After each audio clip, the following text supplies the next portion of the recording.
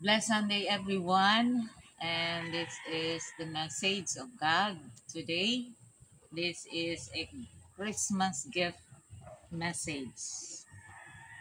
Ang kahalagahan ng fellowship ng mga banal na nakabatid ng pag-ibig ni Jesus sa sakripisyong buhay o dugo ni Jesus. Ang mensahe ng Juan 15. Ito ay ihahalin tulad sa isang bagong paligo mula ulo hanggang paa ay malinis na, subalit paghakbang niya paglabas ng banyo ay madudumihan ang paa niya. Kapag hindi hinugasan ang paano ay kakapal ang dumi ng paa at hindi masarap ihakbang ito. Paa na lamang ang nadudumihan na dapat hugasan upang maayos ang paghakbang. Ang isang naligtas, ang kanyang espiritu ay nalinisan na ng dugo ni Kristo, subalit sa simula ng paghakbang niya sa buhay bilang Kristiyano ay nagkakasala siya sa laman, kung kaya't kailangan itong linisin upang hindi mabigat ang pamumuhay niya bilang Kristiyano. Malinis lamang ang paa sa pananatili sa fellowship. 1:15:3 hanggang 7. Sinabi ni Jesus sa 1:13:1 hanggang 34 na ang paghugas ng paa ng bawat isa ay ang pag-iibigan sa isa't isa. Ang isa't isa ay matatagpuan sa loob ng fellowship, sapagkat sa fellowship lamang natin maiisa katuparan ang 1 Juan 1 hanggang 9 kung ipapahayag natin ang salita ni Kristo. Matapos ang kaligtasan ay magsisimula ang struggle natin sa laman. Maglalaban ang spirit natin na born again at matandang laman natin. Ito ay nasa Roma 7:14 hanggang 25. Upang mapaglabanan natin ang laman ay kailangang palaguin ang sanggol na espiritu natin sa paggatas sa fellowship.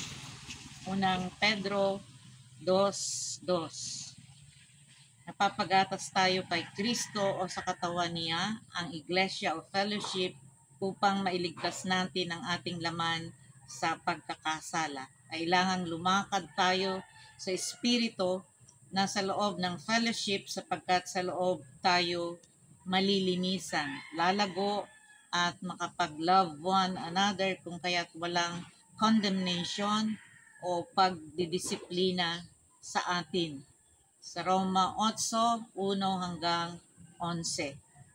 Anino ng fellowship ang mga Israelita na pumasok sa ilang at humakbang o nag-fellowship doon ng 40 na taon bago sila makapasok sa lupang pangako ng Kanaan.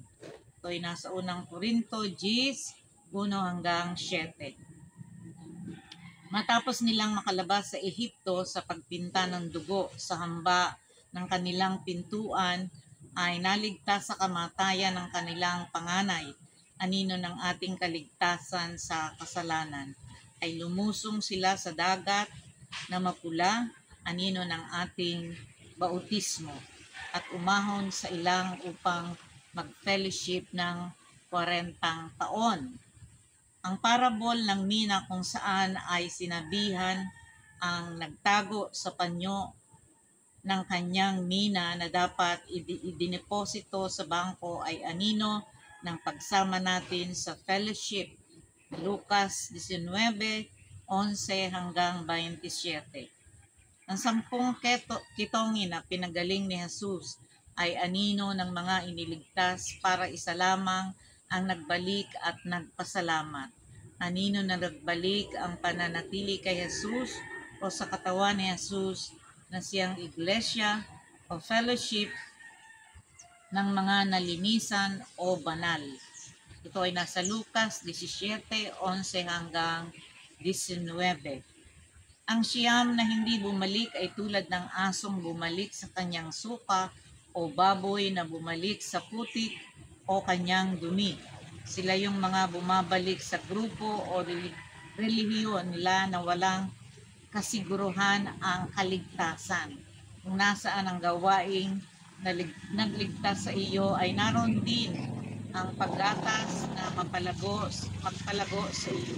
Tulad ito sa itong inananagwal sa iyo na may paggatas agad sa kanyang dibdib. Maraming naligtas na ayaw i-claim ang pagiging anak ng Diyos. Hindi ba marangal at dakila ang maging anak ng Diyos sa espiritu? Dahil sa baby o immature pa ang espiritu, kaya nasusunod pa rin nila ang nasa kanilang laman at nahuhumaling sa ibinibigay ng mundo na material na yaman at saya. Kaya binabalaan tayo ni Jesus na manatili sa fellowship upang maggatas at magpalago ng espiritong nalinisan ng mapaglabanan ang mga nasa laman.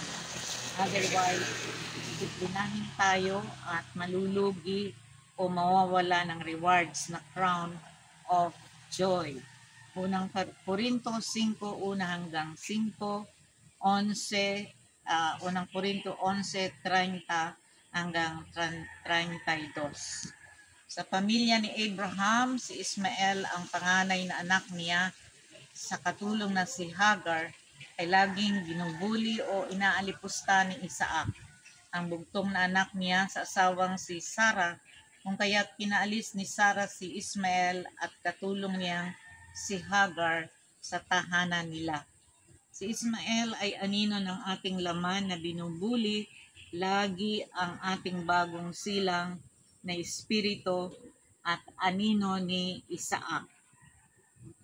Kailangang ma-overcome o matalo ng ating espiritu ang ating laman sa pamamagitan ng pakikiisa sa katawan ni Kristo.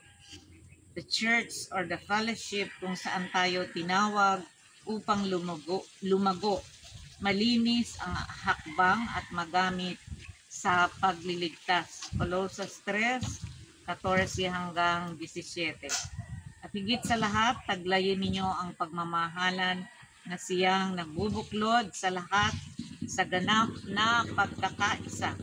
Paghariin ninyo sa inyong puso ang kapayapaang kaloob ni Kristo, sapagkat iyan ang dahilan kung bakit kayo tinawag sa iisang katawan.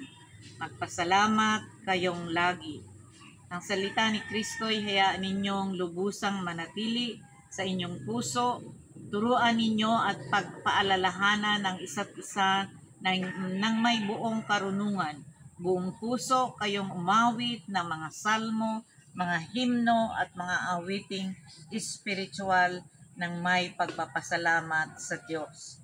At anuman ang iyong gagawin o sasabihin, gawin ninyong lahat sa pangalan ng Panginoong Hesus, sa pamamagitan niya ay magpasalamat kayo sa Diyos Ama. Ang struggle sa flesh na hindi manatili sa fellowship ay pinakamahirap na gawin at pagtagumpayan. Nawa sa mga mensahe ng Diyos na ating narinig sa umagang ito ay maramdaman natin ang Espiritu ng Diyos na nagsasalita at ito ay pumasok sa ating mga puso, maging kalakasan ng ating spiritual na kalagayan. Ito lamang ang message sa umagang ito. This is your Pastora ng Masa. Bumabati sa inyong lahat. God bless everyone and God bless everyone.